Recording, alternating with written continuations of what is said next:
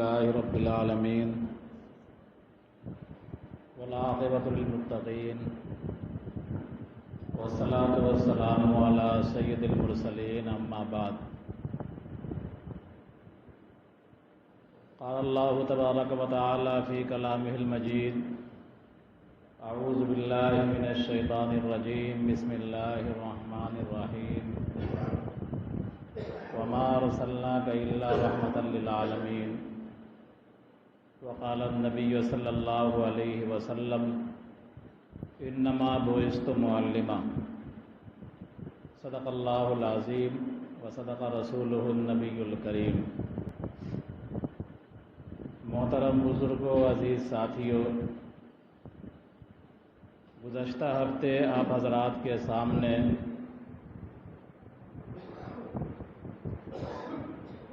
رسول اکرم صلی اللہ علیہ وسلم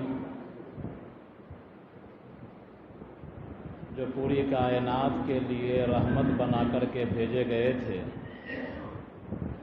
اس سلسلے میں بات آئی تھی اور کہا گیا تھا کہ نبی کریم صلی اللہ علیہ وسلم اپنے ذاتی اعتبار سے بھی پوری کائنات کے لیے رحمت تھے، اور آپ صلی اللہ علیہ وسلم علوم نبویہ کے اعتبار سے بھی آپ کا علوم پوری کائنات کے لیے رحمت کا ذریعہ ہے۔ اگر دنیا والوں کو کہیں پناہ مل سکتی ہے اور دنیا والوں کو کہیں نجات مل سکتی ہے تو نبی کریم صلی اللہ علیہ وسلم کے دامن سے وابستگی میں اور نبی کریم صلی اللہ علیہ وسلم کے لائے ہوئے علوم کو حاصل کر کے اور ان علوم پر عمل پیرا ہو کر کے ہی انسان نجات حاصل کر سکتا ہے۔ رسول اکرم صلی اللہ علیہ وسلم کے ذاتی رحمت کے کچھ مظاہرے، کچھ واقعات گزشتہ ہفتے آپ حضرات کو سنائے گئے تھے۔ اللہ تبارک و تعالی نے قرآن کریم میں آپ کے بارے میں فرمایا لقد کان لکم فی رسول اللہ اسوۃ حسنہ، کہ نبی کریم صلی اللہ علیہ وسلم کی زندگی میں بہترین نمونہ ہے۔ ایمان والوں کے لیے، دنیا والوں کے لیے اگر کوئی آدمی اچھی زندگی گزارنا چاہتا ہے تو اس کو نبی کریم صلی اللہ علیہ وسلم کی سنت اور آپ کے اخلاق و عادات کو اور آپ کے اقوال و افعال کو اپنانا ہوگا اور عمل کرنا ہوگا۔ میں نے گزشتہ ہفتے کئی واقعات بیان کیے تھے، خلاصہ اور لب لباب ان واقعات کا یہ ہے کہ آپ صلی اللہ علیہ وسلم مسلمانوں کے لیے بھی رحمت تھے، حتیٰ کہ کافروں کے لیے بھی رحمت تھے۔ قرآن کی ایک آیت ہے ما کان اللہ لیعذبہم وانت فیہم وما کان اللہ معذبہم وہم یستغفرون۔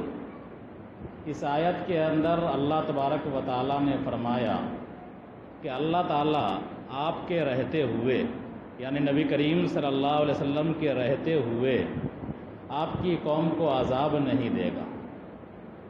اسی طرح اگر لوگ استغفار کرتے رہیں گے آپ کے جانے کے بعد تو اللہ تبارک و تعالیٰ اس قوم کو عذاب سے ہلاک نہیں کرے گا۔ نبی کریم صلی اللہ علیہ وسلم سے اللہ تعالیٰ نے وعدہ کیا ہے کہ اس امت کو یک بارگی مٹایا نہیں جائے گا، جیسا کہ قوم عاد کو مٹا دیا گیا، قوم سمود کو مٹا دیا گیا، قوم لوط کو مٹا دیا گیا، قوم شعیب کو مٹا دیا گیا، قوم نوح کو مٹا دیا گیا۔ ایسا اس امت کے ساتھ کبھی نہیں واقعہ پیش آئے گا کہ یہ امت مکمل ختم ہو جائے۔ تو ما کان اللہ لیعذبہم وانت فیہم، اے نبی صلی اللہ علیہ وسلم آپ کے رہتے ہوئے ان کو ہم عذاب سے ہلاک نہیں کریں گے، گرچہ لوگ آپ کی نافرمانی کر رہے ہیں۔ ان نافرمانی کرنے والوں کو بھی ہم آسمانی عذاب سے ہلاک نہیں کریں گے۔ وما کان اللہ لیعذبہم وانت فیہم وما کان اللہ معذبہم وہم یستغفرون، اور لوگ استغفار کرتے رہیں گے، اپنے گناہوں کی معافی طلب کرتے رہیں گے تو بھی اللہ تبارک و تعالیٰ ان کو ہلاک نہیں کرے گا۔ تو آپ کا وجود مسلمانوں کے لیے بھی رحمت، کافروں کے لیے بھی رحمت، جناتوں کے لیے بھی رحمت، حتیٰ کہ چرند پرند کے لیے بھی رحمت، جانوروں کے لیے بھی رحمت۔ ایک واقعہ ہے، نبی کریم صلی اللہ علیہ وسلم ایک جگہ جا رہے تھے، راستے میں اونٹ ملا۔ وہ اونٹ آپ صلی اللہ علیہ وسلم کو دیکھ کر بلبلانے لگا، رونے لگا۔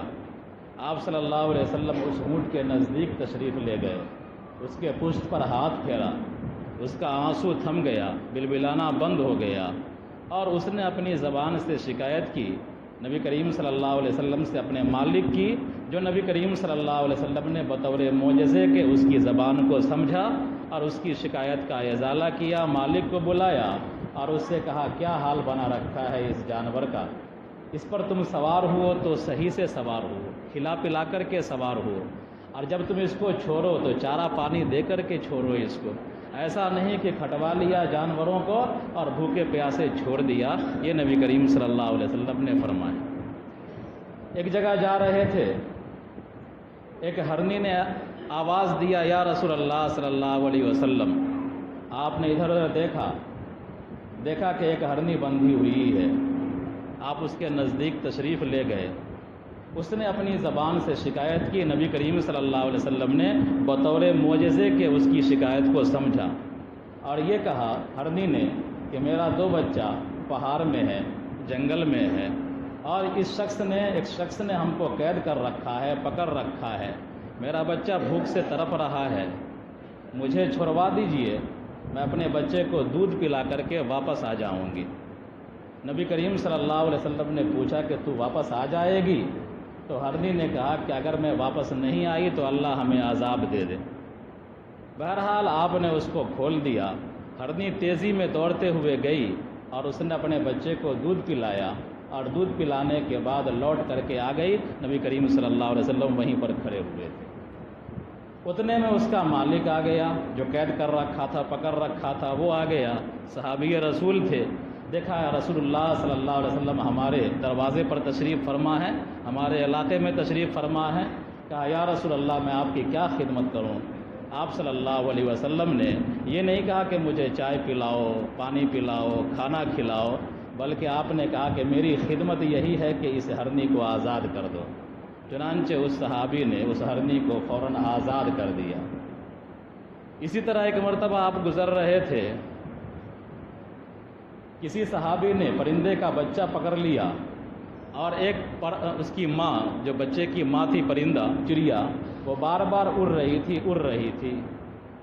آپ صلی اللہ علیہ وسلم نے دیکھا اس کی بے چینی کو، آپ نے اس صحابی کو حکم دیا کہ تم نے اس کے بچے کو پکڑ لیا ہے، اس کو تم چھوڑ دو، اس کو تم آزاد کر دو۔ تو بہرحال میں یہ کہہ رہا تھا کہ آپ کا وجود پوری کائنات کے لیے رحمت تھا، حتیٰ کہ چرند پرند کے لیے بھی آپ صلی اللہ علیہ وسلم باعث رحمت ہوئے اور آپ صلی اللہ علیہ وسلم باعث برکت ہوئے۔ میں نے حدیث کا ایک ٹکڑا پڑھا ہے، انما بعثت معلما، کہ میں معلم بنا کر کے بھیجا گیا ہوں۔ دنیا کے اندر 1,24,000 انبیاء کرام آئے، ان 1,24,000 انبیاء کرام میں کسی کی شان یہ بیان نہیں کی گئی کہ انہیں معلم بنا کر کے بھیجا گیا۔ گویا کہ آپ صلی اللہ علیہ وسلم کا سب سے بڑا معجزہ، سب سے زندہ و جاوید معجزہ یہ علم ہے۔ یہی وجہ ہے کہ اس امت نے، نبی کریم صلی اللہ علیہ وسلم کے بعد اس امت نے جتنے علمی کام انجام دیے ہیں، اس سے پہلے مختلف قومیں آئیں، ہزاروں سال گزرے، تو وہ کسی قوم نے اتنی علمی خدمات انجام نہیں دی، اور بطور خاص مسلمانوں نے جتنی کتابیں لکھی، جتنی علمی خدمات انجام دیا، دنیا کے کسی قوم کو اتنی کتاب لکھنا نصیب نہیں ہوا۔ حتیٰ کہ واقعات آپ کو معلوم ہے، تاریخی تقریریں آپ سنتے ہیں کہ جب تاتاریوں نے بغداد کو لوٹا برباد کیا تو بغداد کی کتابوں سے دریائے دجلہ کو پاٹ دیا گیا تھا، اور دریائے دجلہ کا پانی ان کتابوں سے لگ کر جو بہہ رہا تھا تو وہ پانی کا رنگ بھی سیاہ ہو گیا تھا۔ اتنی کتابیں لکھ ماری مسلمانوں نے، اتنی کتابیں۔ تو نبی کریم صلی اللہ علیہ وسلم کی شان تھی کہ اللہ تبارک و تعالیٰ نے آپ کو معلم بنا کر کے بھیجا تھا۔ آپ صلی اللہ علیہ وسلم نے علم کے پھیلاؤ کے لیے، میں نے کہا ہے لقد کان لکم فی رسول اللہ اسوۃ حسنہ کہ اللہ کے رسول کی زندگی میں ہمارے لیے نمونہ ہے۔ آپ دیکھیں کہ علم کے پھیلاؤ کے لیے آپ صلی اللہ علیہ وسلم نے کتنی کوششیں کیں، کتنی کاوشیں کیں۔ میں نے گزشتہ ہفتے جنگ بدر کے قیدیوں کے واقعات بیان کیے تھے۔ جنگ بدر کے قیدی جب آئے گرفتار ہو کر کے تو آپ صلی اللہ علیہ وسلم نے یہ فیصلہ کیا کہ جو فدیے کی رقم دے سکتا ہے دے دے، لیکن جو فدیے کی رقم نہیں دے سکتا ہے وہ ہمارے معاشرے کے 10 بچوں کو لکھنا پڑھنا سکھا دے، اس کو آزاد کر دیا جائے گا۔ تو نبی کریم صلی اللہ علیہ وسلم کی یہ کوشش تھی علم کے پھیلاؤ کے لیے کہ علم کے پھیلاؤ کے لیے آپ نے دشمنوں سے بھی کام لیا، اس کو آزادی کا پروانہ عطا کر دیا اور کہا 10 بچوں کو پڑھا دو تم آزاد ہو جاؤ گے۔ چنانچہ ان لوگوں نے ایسا کیا۔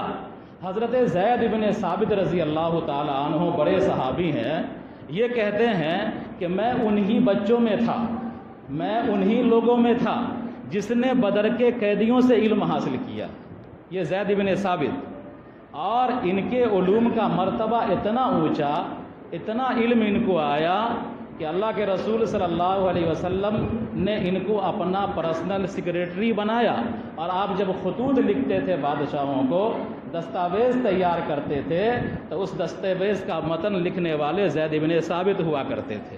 بہرحال آپ نے ان کو اپنا پرسنل سیکریٹری بنایا، زید بن ثابت۔ آپ نے مسجد نبوی کے اندر صفہ چبوترا مشہور ہے، علم کے پھیلاؤ کے لیے آپ صلی اللہ علیہ وسلم نے صفہ چبوترے پر غریب بچوں کے لیے، غریب لوگوں کے لیے صدقات و خیرات اکٹھا کروا کر کے ان کے لیے رہنے سہنے کھانے پینے کا انتظام کیا اور ان کو پڑھایا لکھایا صفہ چبوترے پر۔ چبوترے کا معنی ہی آتا ہے اونچی جگہ۔ مسجد نبوی کا فرش نیچا تھا اور جس پر صحابہ کرام بیٹھ کر کے علم حاصل کرتے تھے وہ چبوترا اونچا تھا۔ آپ نے اپنے عمل سے بتلا دیا کہ اپنی تعلیم گاہوں کے تعلق سے، چاہے وہ مکتب ہو، چاہے مدرسہ ہو، چاہے اسکول ہو، جہاں آپ کے بچے علم حاصل کرتے ہیں، ان کے تعلق سے ہمیشہ اپنی سوچ کو اونچی کیا کرو، اپنی سوچ کو اونچی رکھو، اپنی سوچ کو بلند رکھو۔ رسول جس پر سجدہ کر رہے ہیں وہ جگہ نیچی ہے، اور جس پر صحابہ بیٹھ کر کے علم حاصل کر رہے ہیں وہ جگہ اونچی ہے۔ تاریخی روایتوں کے اندر آتا ہے کہ اسی صفحے پر تقریباً 700 سے لے کر 1000 صحابہ کرام نے علم حاصل کیا ہے، اور اسی صفحے پر پڑھنے والے ابو ہریرہ رضی اللہ تعالی عنہ ہیں جو امیر المومنین فی الحدیث ہیں۔ سب سے زیادہ حدیث کو بیان کرنے والے ابو ہریرہ رضی اللہ تعالی عنہ ہیں، اسی صفحے کے طالب علم ہیں۔ بہرحال تو آپ نے اپنے عمل کے ذریعے سے یعنی ادارے قائم کرنا، اداروں کو چلانا، دنیا کو سکھایا۔ اس سے پہلے چاہے کسی قوم کی تاریخ پڑھ لیجئے، ہندوستان کی تاریخ پڑھ لیجئے، روم کی تاریخ پڑھ لیجئے، ایران کی تاریخ پڑھ لیجئے، مختلف قومیں جو گزری ہیں جن کا ذکر قرآن میں آیا ہے یا جن کا ذکر تاریخ میں آیا ہے، ان قوموں کے احوال پڑھ لیجئے۔ کسی قوم نے باضابطہ رہائشی اسکول یا رہائشی مدرسہ اس سے پہلے قائم نہیں کیا۔ نبی کریم صلی اللہ علیہ وسلم نے دنیا کو سکھایا کہ غریب بچوں کی تعلیم کا انتظام کیسے کیا جاتا ہے۔ آپ صلی اللہ علیہ وسلم کے زمانے میں مسجد مدینہ کے اندر 9 مسجدیں بن گئی تھی۔ مدینہ شہر چھوٹا سا تھا، مدینہ کے اندر 9 مسجدیں بن گئی تھیں۔ آپ صلی اللہ علیہ وسلم نے ان 9 مسجدوں کے اندر تعلیم و تعلم کا پارٹ ٹائم بھی انتظام کیا تھا، فل وقت بھی انتظام کیا تھا، لوگ آ کر کے وہاں علم حاصل کرتے تھے۔